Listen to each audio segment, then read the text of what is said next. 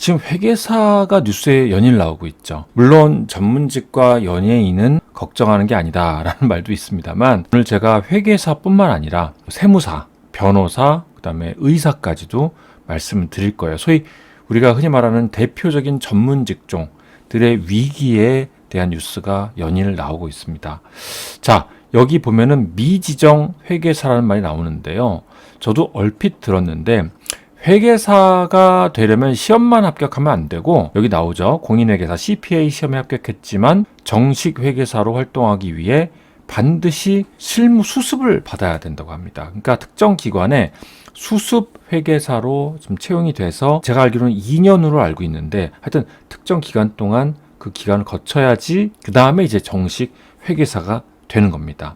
자, 그러면 미지정 회계사가 지금 몇 명이냐? 올해까지는 그나마 괜찮다고 해요. 근데 이제 내년부터 큰일이라고 합니다. 지금 현재 10월 20일 기준으로 올해 합격자 수, 이따가 이 얘기도 좀 드릴 건데, 한 해 합격자 수가 한 1000명에서 1200명이 된다는 거예요. 근데 이 중에서 수습기관에 등록된 인원이 약 30% 밖에 안 되는 거죠. 나머지들은 지금 못 찾고 있는 거예요. 게다가 작년에 누적으로, 그러니까 재수생들이라고 할 수 있겠죠. 그러니까 작년에 이미 합격했는데 아직 수습기간을 못 찾은 합격자가 114명. 그러니까 이걸 합치면은 거의 뭐 한 500명 되나요? 지금 한 450명, 500명에 가까운 거잖아요. 그래서 지금 얘기하는 게, 내년에도 1100명 정도의 합격자가 나오면, 또 물론 일부는 되겠지만 약 또 한 50%가 지정을 못 받게 되면은 합해서 이제 1000명의 누적 미지정 회계사가 있는 거 아니냐. 제가 볼 때는 이 뉴스가 약간 경고성 뉴스예요. 그러니까 무슨 얘기냐면은, 제가 자료를 찾아보니까 이게 조금 한 2, 3년 된 자료인데요. X축이 연도예요. 95년부터 지금 2022년까지 나왔습니다. 어떻습니까? 한 해에 뽑는 회계사 수가 몇 명입니까? 지금 1200명 계속 증가하고 있는 거예요. 회계사 업계에서는 굉장히 심각한 일로 받아들이고 있는 겁니다. 한 해에 1200명씩 쏟아져 나오는 거예요. 우리나라의 회계사가 현재 2만 명 정도 된다고 하거든요. 이 숫자가 너무 많다고 생각되지 않으십니까? 제가 봐도 좀 많은 것 같아요. 근데 옛날에는 안 그랬거든요. 90년대만 해도 200명, 300명, 400명 요 정도 수준이었거든요. 근데 2000년을 기준으로 확 늘었죠. 2배를 많이 뽑은 거예요. 이때 외환위기 이후에 IMF와 국제사회에서 한국에 요구를 한 거예요. 너네들 재무제표를 믿을 수가 없다. 그래서 왜 그때 이게 회계 시스템도 바꾸고, 감시, 외부 감시 강화하고, 그다음에 재무 공시 같은 거 똑바로 해라, 자본시장 선진화해라, 뭐 이런 요구가 많아지니까 수요가 엄청나게 폭증했던 거죠. 그러니까 그때 아마 2배로 이제 합격자 수를 늘린 건데, 그때 다시 한 500명 수준을 줄였어야 됐는데 그러질 못했던 거죠. 이게 무서운 겁니다. 이게 사람이 뜻대로 되는 게 아닌 게, 생각해 보십시오. 1000명씩 뽑다가 갑자기 500명으로 줄인다고 생각해 보세요. 사람들이 가만히 있을까요? 가만히 있을 수가 없을 겁니다. 사람들이 엄청나게 항의를 하고, 뭐 이게 나라냐 이러면서 그렇잖아요. 그럼 국가 입장에서는 그 민원을 지금 뭐 취업도 안 된다고 하는데 굳이 이거를 옥죄가지고 그럴 수가 없는 거죠. 나중에 취업 안 되는 거는 뭐 그건 나중에 생각하고 일단 유지해. 그래서 지금 우리나라 의대 정원도 지금 늘렸나요? 지금 다시 줄였나요? 아마 한번 늘리면 그거를 줄이는 게 정치적으로 쉽지가 않습니다. 그거를 누가 감당하겠습니까? 이거 앞으로 줄일 수 있을 것 같아요, 여러분들. 지금이라도 줄이면 되잖아요. 근데 지금도 아마 줄이기가 쉽지 않을 겁니다. 예. 그러니까 이게 바로 알면서 당한다라는 거예요. 자, 그 다음에 세무사 얘기입니다. 세무사 얘기.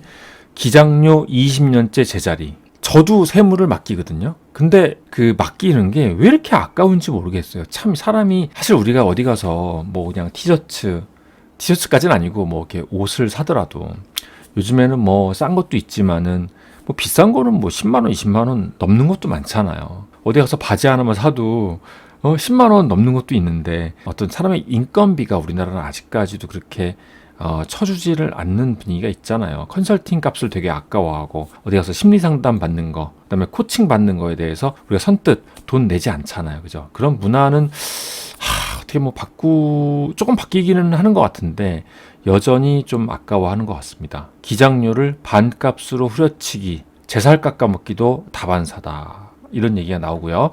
그래서 인건비와 임대료를 제하면 세무사 수입이 최저임금에도 못 미친다라는 극단적인 얘기가 나온다. 청년 세무사의 경우 적자를 견디지 못해 폐업하는 사태도 속출하고 있다. 21년 전에는 개업 당시 신규 개인 11만 원, 신규 법인 22만 원 했는데 지금은 개인 5만 원, 법인 8만 원. 맞습니다. 진짜 이런 수준이에요. 경쟁이 너무 치열해지니까. 요즘에 인터넷 무슨 뭐 플랫폼 같은 거 막 나와 있어가지고 여기 나오네요. 저는 3만 원까지 못 봤는데 와 3만 원도 있을까요 진짜? 3만 원, 법인 5만 원. 세무사 700명 마찬가지네. 700명, 700명, 700명 매년 700명씩 뽑고 있어요. 지금 보면은 세무사 등록 회원 추이가 나오는데요. 2020 최근 자료네요. 만 한 7천 명 정도 됩니다. 그럼 여기에 계속 700명씩 추가가 되는 겁니다. 회계사보단 나은데 세무사들도 뭐 대동소이하다고 볼 수 있겠습니다. 근데 제가 오늘 말하다 보니까 지금 AI 때문에 어려운 걸까요? 아니면 AI가 없었어도 어려울 수밖에 없는 걸까요? 제가 볼 때는 사람들이 AI 때문에 어렵다 그러는데 단순하게 AI 때문에 어렵다? 그거보다는 AI가 없었어도 AI 때문에 더 힘들지만 AI가 없었어도 아마 어려웠을 겁니다. 너무 많아진 거예요, 숫자가. 회계사도 그렇고 변호사도 마찬가지. 변호사도요. 자, 나오잖아요. 파이 줄고 경쟁자 늘고 변호사 범람은 같다. 경기 침체로 사건 수임 감소세. 변호사 수 8년 만에 갑절 늘어. 8년 만에 2배가 됐다고 합니다. 변호사가 심각하잖아요. 지금 제 친구 중에도 변호사 한두 명 있는데 그 친구도 지금 아주 그냥 욕을 입에 달고 살더라고요. 너무 힘들대요. 아마 로스쿨이 큰 화두였었죠. 지금까지 10년 동안. 이게 2024년 뉴스인데요. 전체 등록 변호사 수 11년간 2배 늘어. 쏠림 여전하지만 변호사 수 부산 2배, 제주 2.8배. 2013년에 한 10몇 년 전에는 16,000명이었는데 지금 몇 명이다?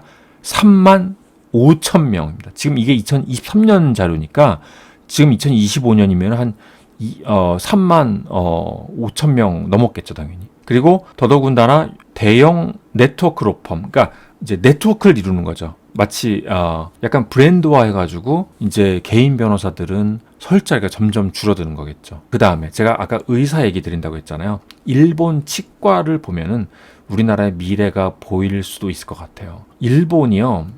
치과 의사가 수입이 적은 걸로 유명합니다. 아마 아시는 분은 아실 거예요. 일본의 치과 의사는 그냥 일반 의사하고 급이 다르다고 합니다. 급이라고 표현했으면 죄송합니다만 도산하는 치과 의원 수가 급증하는가 하면 치과 의료의 산실인 치과 대학 역시 적자다 이렇게 나옵니다. 미달 사태를 겪는다고 합니다. 치대가요. 이게 이해가 안 가죠. 우리나라는 지금 뭐 치과 가려고 난리가 났는데도 불구하고 일본은 완전히 다른 분위기입니다. 근데 그게요. 저도 들은 얘기인데 일본이 그 정부에서 치과만 엄청나게 그 증원했다고 합니다. 일본이 치아가 굉장히 안 좋기로 좀 유명하잖아요. 요즘엔 좀 나아졌다고 하는데 일본 정부에서 치과를 늘려라. 그래서 일본 치과는 지금 편의점보다 많다고 합니다. 실제로 저는 거짓말인 줄 알았어요. 일본 치과는 일본의 편의점 수보다 더 많다라는 말이 있을 정도로 지금 심각한 문제라고 합니다. 그러니까 우리나라도 지금 의사 정원을 늘렸잖아요. 지금은 괜찮습니다. 근데 이게 한 10년 정도 지나면 아마 큰 문제가 생길 겁니다. 지금 어떻습니까? 지금 부모님들이 다들 뭐 우리 자녀분들 의대 보내려고 난리가 났잖아요. 언젠가는 그것이 큰 변화가 올 수도 있다. 이거를 꼭 잊으면 안 됩니다. 이게 세상이요. 영원한 게 없습니다. 지금 영원한 게 없습니다.